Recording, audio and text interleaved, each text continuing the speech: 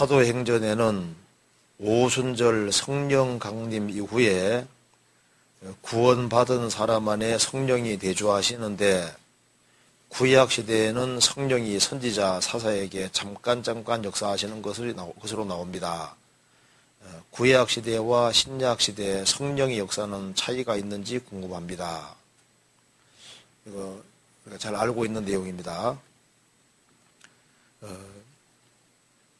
사도행전에서는 오순절 성령 강림 후에 구원받은 사람 안에 성령이 내주하시고 다시는 안 나갑니다. 그런데 이제 구약시대에는 성령이 회개와 신앙 가진 모든 사람에게 다 내려온 것이 아니라 선지자나 사사에게 잠깐 역사하시는 것으로 나온다. 성경을 자세히 읽어본 것 같아요. 그래서 구약시대와 신약시대의 성령 역사는 어떤 차이가 있는지 궁금합니다. 이게 좀 좋은 질문인데요. 먼저 구약시대의 성령은 구원의 보증으로 들어오시는 성령이 아닙니다. 그래서 성령이 들어오기도 하고 나가기도 하시고, 그리고 어떤 역사를 이룰 때 잠깐 내려왔다가 또 가시고 이렇게 하셨습니다. 그래서 이제 구약시대의 성령과 신약시대의 성령은 완전히 좀 다릅니다. 그리고 우리가 단적으로 어떻게 알 수 있냐 하면은, 발람 선지자는 성경에서 구원 안 받은 사람으로 나오잖아요. 하나님 앞에서 거짓 선지자 중에 대표적인 사람 중에 하나가 발람 선지자입니다. 근데 그 발람 선지자에게 하나님의 성령이 임했잖아요.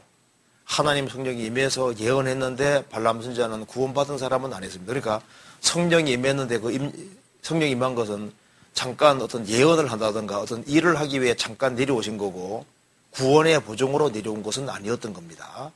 잠깐 찾아봅시다.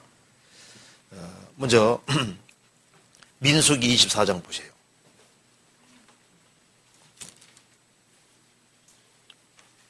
민수기 24장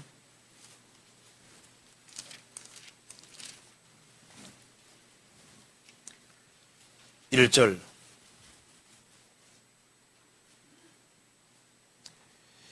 발람이 자기가 이스라엘을 축복하는 것을 여호와께서 선히 여기심을 보고 전과 같이 사수를 쓰지 아니하고 그 낯을 광야로 행하여 눈을 들어 이스라엘이 그 지파대로 거하는 것을 보는 동시에 하나님의 신이 그 위에 임하신지라.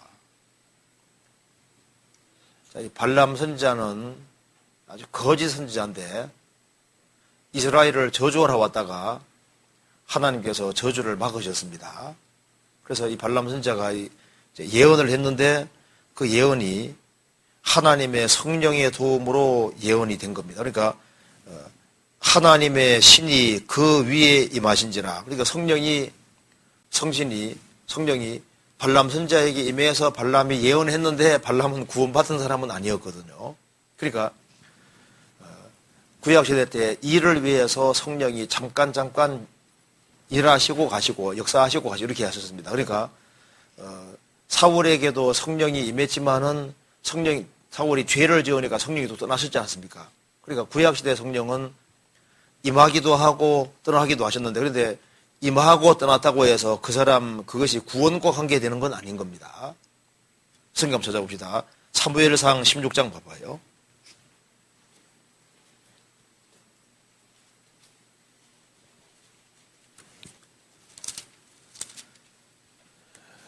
(16장 14절)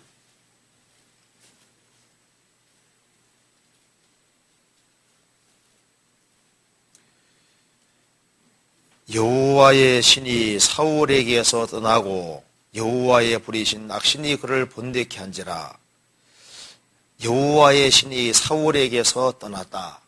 사울이 죄를 지으니까 여호와의 신이 떠났습니다. 그러니까 이제 여호와의 신이 사울에게 내려왔다가 사울이 죄 짓고 하니까 또 떠나버린 거예요. 그래서 다윗도 살인죄와 간음죄를 짓고 난 이후에 뭐라 했습니까? 주의 성신을 내게 해서 거두지 말아 주십시오. 이렇게 기도했거든요. 성령이 들어오기도 하고 나가기도 하시기 때문에 그런 거예요. 시편 51편 보시겠습니다.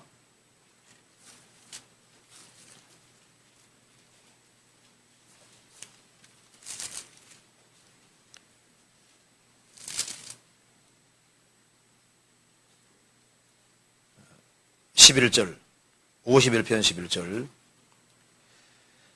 나를 주 앞에서 쫓아내지 마시며 주의 성신을 내게서 거두지 마소서.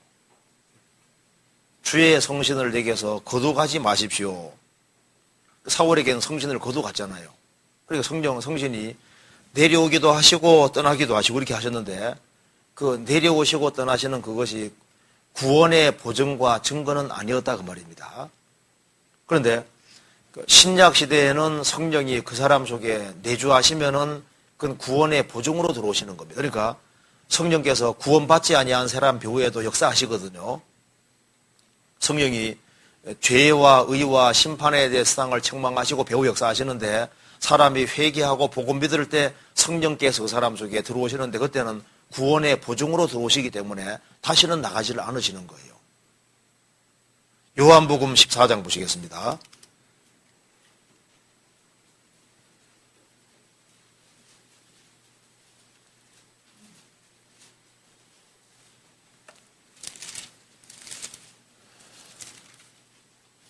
(14장) 16절.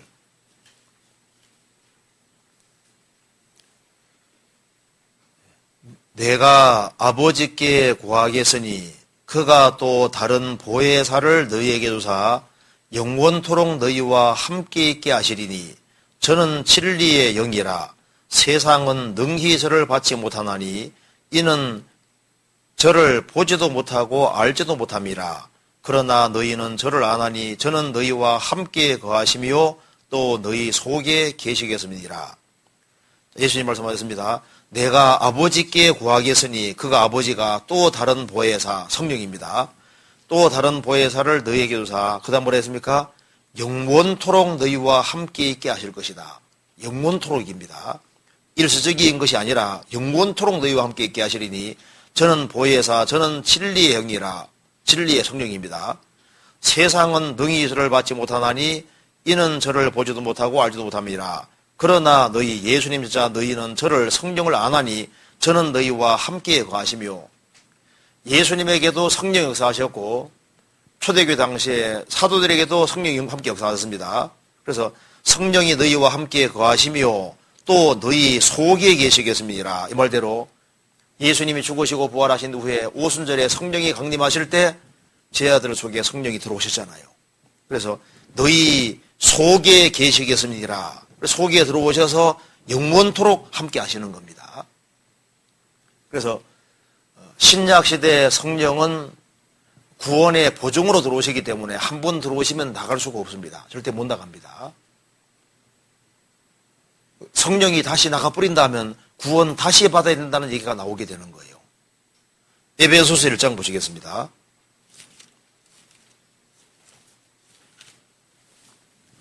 (1장) 13절.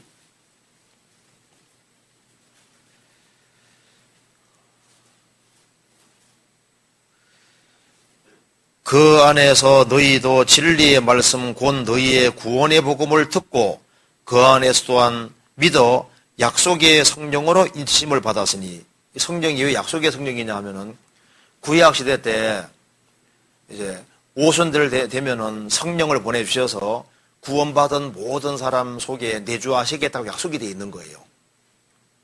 그래서 그 약속의 성령으로 인치심을 받았으니 이는 성령님은, 약속의 성령은 우리의 기업의 보증이 되사 그 얻으신 것을 구속하시고 그 영광을 찬비하게 하려 하심이니라. 성령님은 우리의 기업의 보증이다. 우리가 천국을 기업으로 얻는다는 보증으로 성령이 들어오신 겁니다. 그래서 그 얻으신 것, 주님 피로 값주고 사신받은 것을 구속하시고, 주님께서 피를 흘리실 때 우리 영혼뿐 아니라 우리 몸까지도 다 값주고 사셨습니다. 그래서 주님이 값주고 사신 그것이 궁극적으로 구원된다는 보증이 뭐냐? 그게 성령이신 겁니다. 왜 이렇게 하셨느냐? 그 이유는 그의 영광을 찬비하게 하려 하심이니라. 그래서 소인이 죄를 지으면 성령께서 근심은 하셔도 나갈 수는 없는 거예요. 에베소 4장 보시겠습니다. 4장 20절, 4장 30절 같이 읽겠습니다. 하나님의 성령을 근심하게 하지 말라. 그 안에서 너희가 구속의 날까지 인치심을 받았느니라.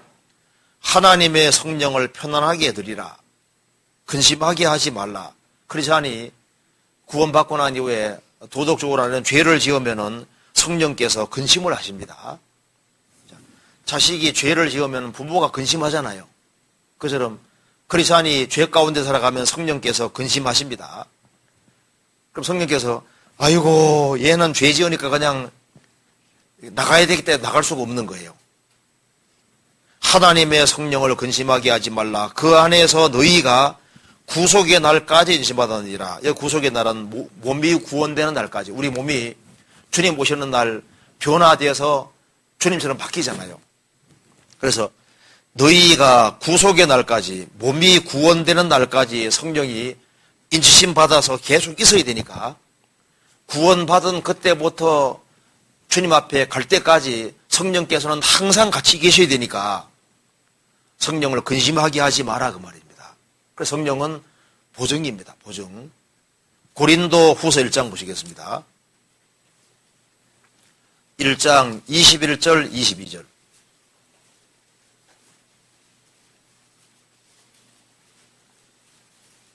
자, 같이 읽겠습니다.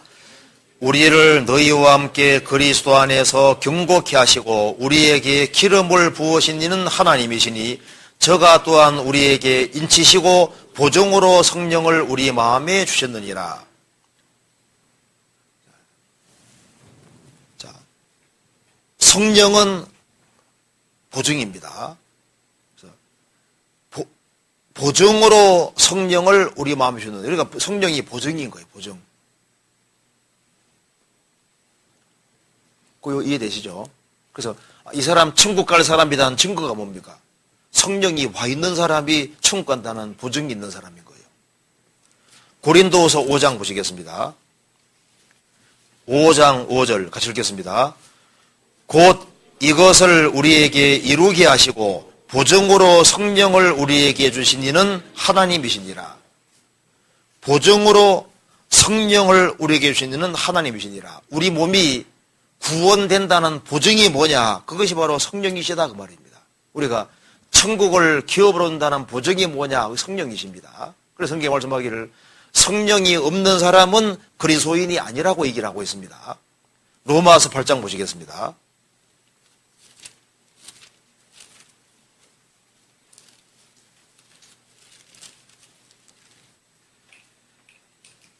(8장 9절)